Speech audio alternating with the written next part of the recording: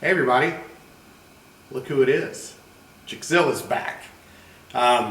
Before we get started, if I could just put a little disclaimer next to this series.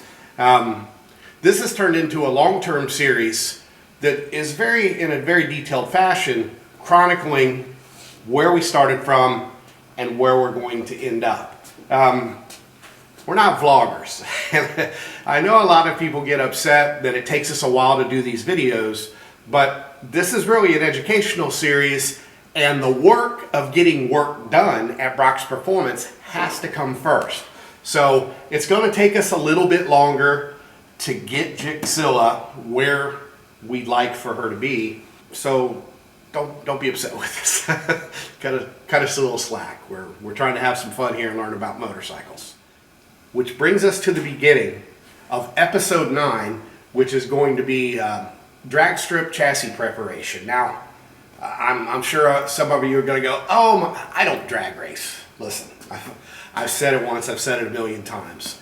Your bike has no idea where its wheels are spinning. So whether you like to drag race like we do here, especially in the Midwest, if you like to do roll-on racing, land speed racing, and with a little common sense, you know, if you're a road racer, slamming your bike on the ground probably isn't the best thing for your lap times.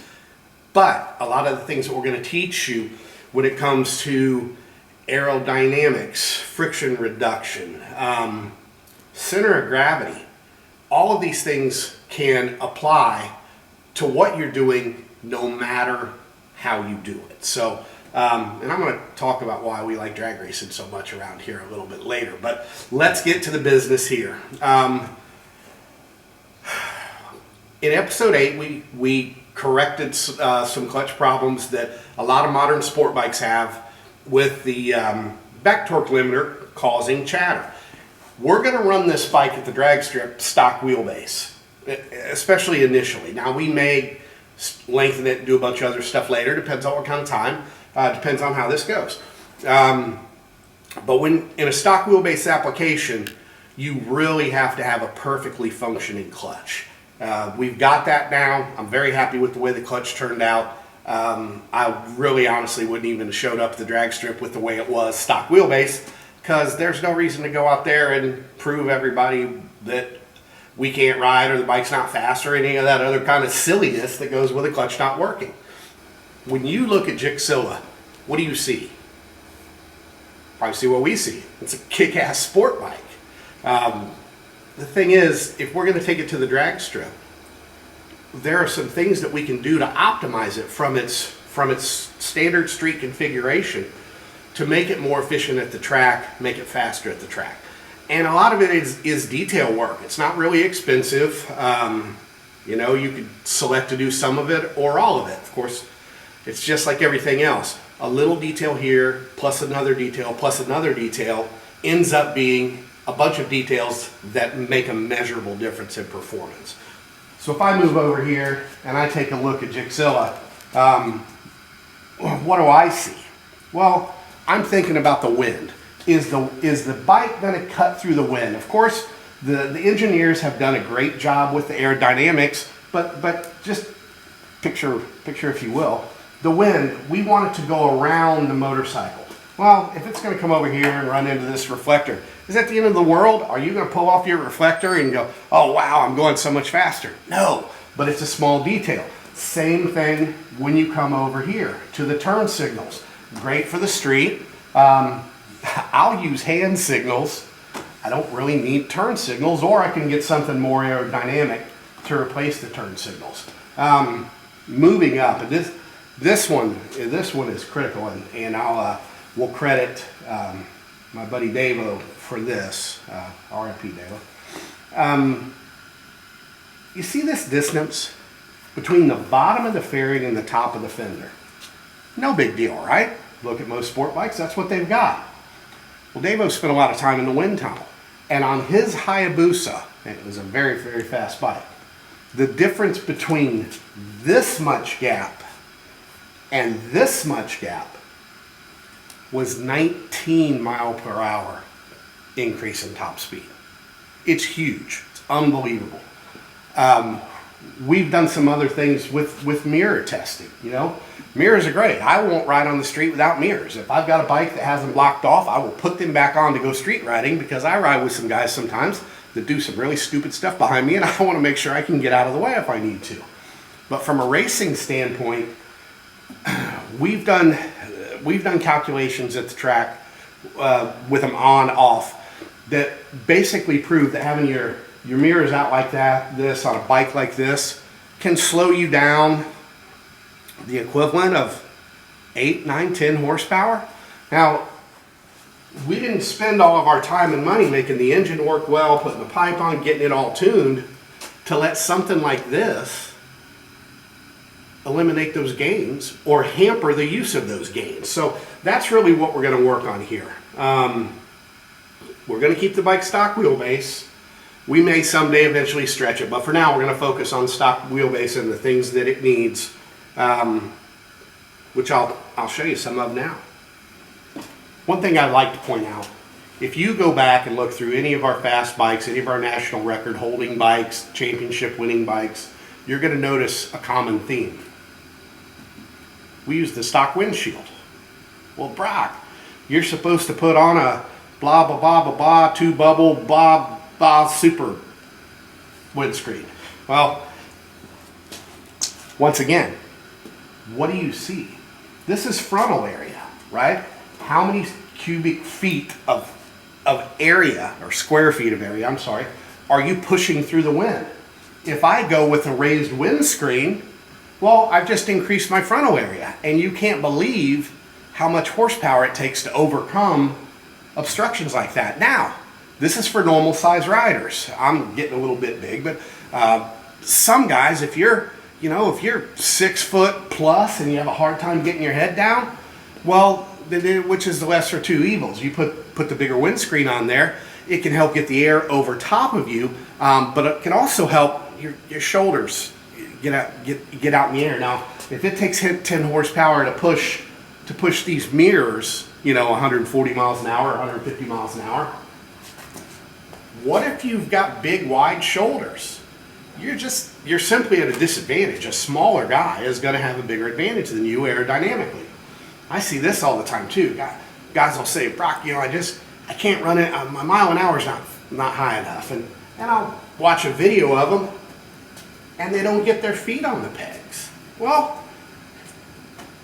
10 horsepower. What's it take to drag this thing or a couple of them through the air? So, like I said, it's all about the details. And with the stock wheelbase application, drag racing is it's really always based on, can you prevent wheelies? Stock wheelbase.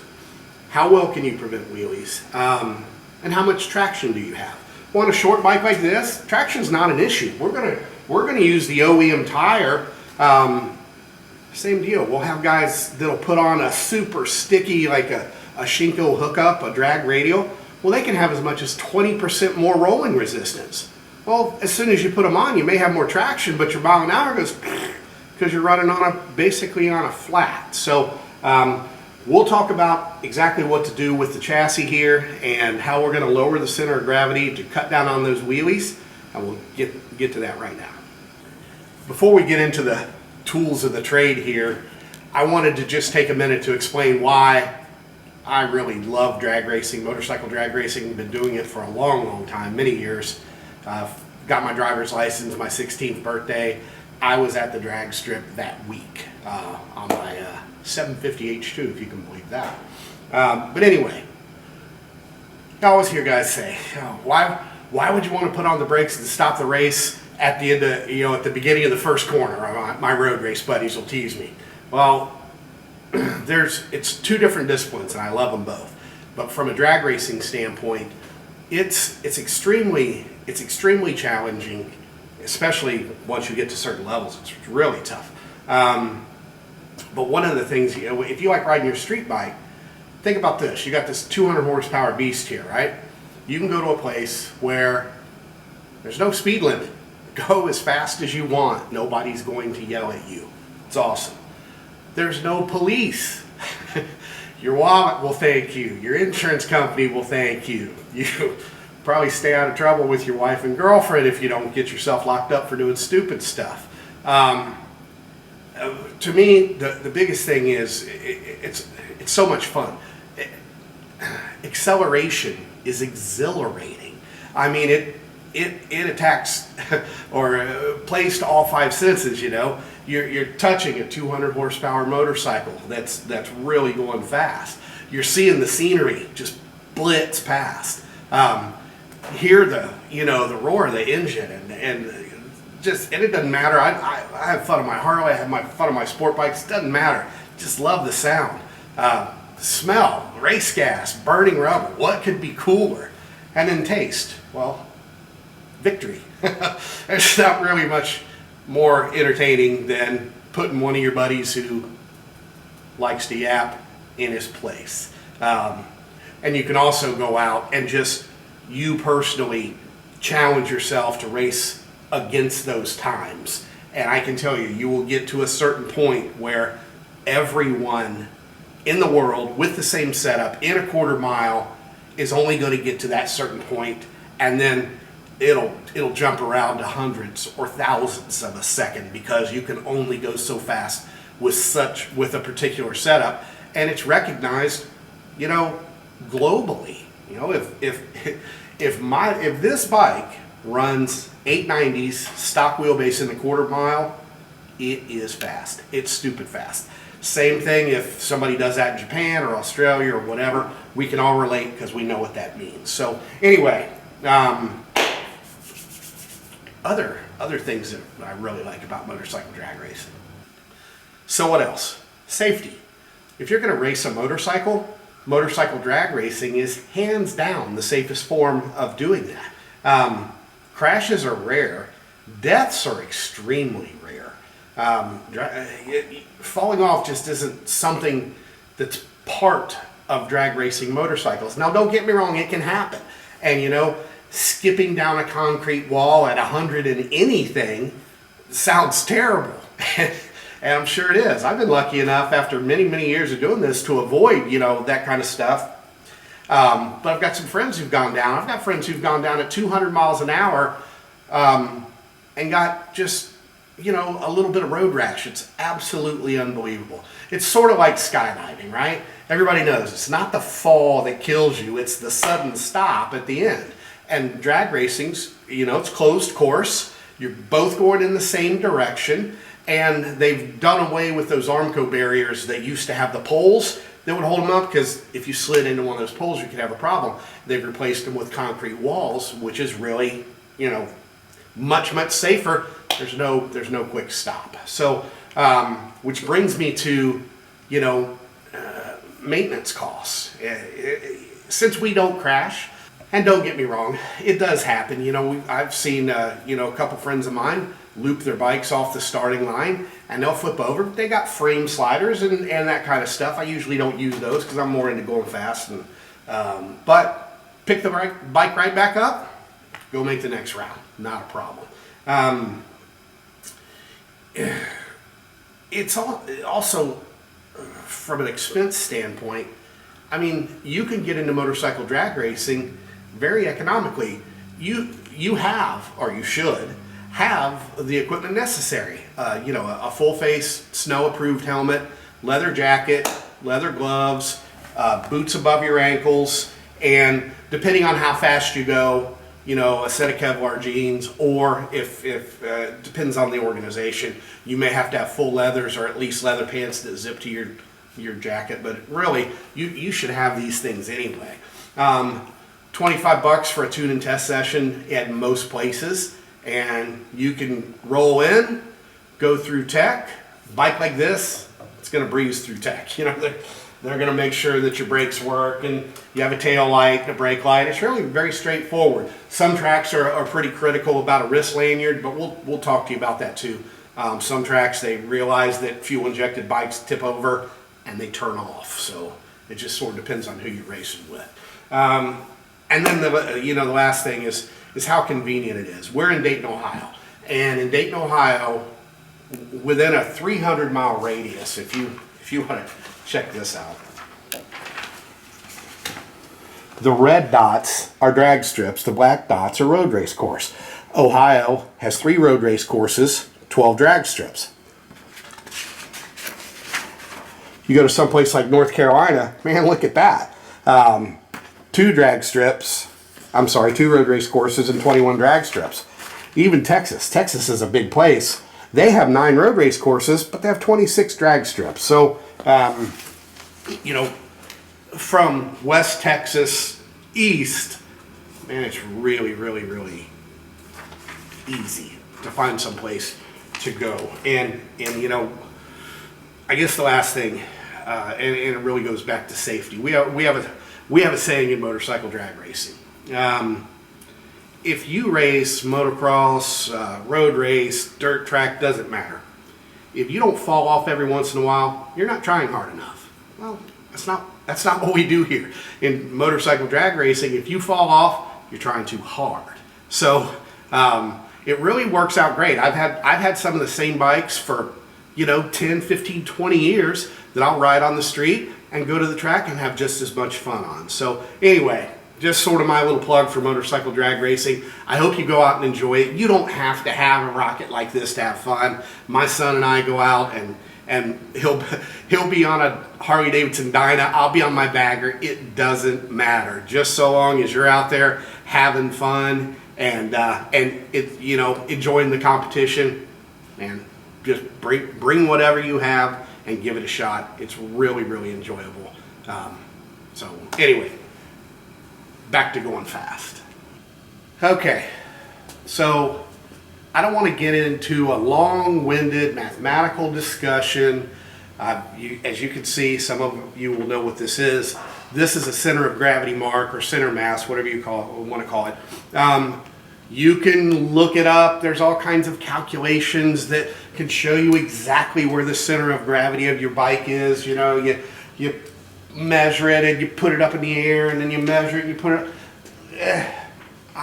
Let's keep this simple and just sort of concentrate on the theory behind it, not the absolute value. So I'm going to pick randomly. Okay, there's my center of gravity, and it, you know, it's not. This is just for demonstration's sake, but it should be somewhere in that general vicinity. Well, one of the things that we've learned over the years is that when we first started, we'd measure the frame rails. Bikes don't have frame rails anymore. But for every inch you would lower those frame rails, you'd pick up approximately 1/10 of a second ET in the quarter mile, lower ET. Now, that 1/10 of a second, you're going, wow, that doesn't sound like much. Well, if it's 1/10 of a second per inch, let's go look at a bike like this. So in completely stock form, let's just say this thing runs 10 flat, right? So if I've got, let's say 6 inches of ground clearance, and I do nothing but lower this bike 3 inches, which of course, the center of gravity will stay where it is, but it'll actually move down because we've lowered the bike. That's 3/10 of a second. So all of a sudden I'm going from 10 flat to, let's say, 970. Well, on a bike like this that has a wheelbase that's, you know, a little bit longer than a 600, not a whole lot, but has 200 horsepower, you're going to pick up more than 1/10 of a second per inch, because the bike is so difficult to ride when you lower that center of gravity, or lower the chassis. You're going to have, it's going to make it a lot easier to apply that power to going forward. So, and we're going to show you exactly how to do that. Now, how much do you lower your bike? That's a great question. Basically, the answer I give people is as low as it can be and still be safe if you decide to ride it on the street. So a lot of race organizations they'll have something like this, and you'll be standing there in line at a national event, and they'll come up and your bike better pass. This is 3 inch. Your bike had better pass the 3 inch ground test, because if it's too low, you come down from a wheelie, smash your oil pan, oil can get on the track, delays everything, and obviously if you're sliding around in your own oil, it's a bad thing. Some instances you can get away with 2 inches of ground clearance, but if you've got a 2-inch ground clearance bike, trying to ride it on the street can get pretty tough. You're minding your own business and hit a pothole or manhole cover or a speed bump or whatever. Next thing you know, you've torn up your bodywork, maybe cracked your oil pan. So the correct answer is we want to lower it as much as we can and still be safe. So we're going to go through the actual steps of lowering this. We're going to talk about lowering the front end. These straps that are so simple, it frustrates some of my suspension guys. They're like, there's got to be a better way. And when I show you how this works, it just can't be any simpler to do exactly what we want to do and then raise the bike back up to ride around on the street unhampered. So anyway, and we're also going to talk about the center of gravity more. You know, what happens when you add the rider to the equation. There's some other things, some little tricks that guys have used over the years to get this lower. Because the lower this is, and like I said, I don't want to get all technical on you, right? But basically, this is your rear axle is your pivot point.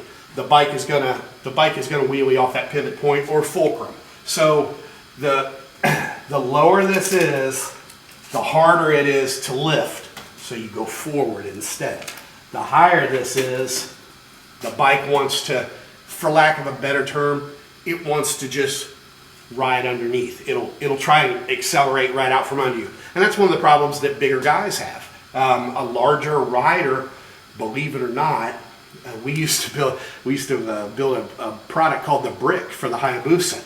And it was basically a big piece of lead that fit here in the fairing. It was hidden, it was really nice. So what happens when you put something like this here?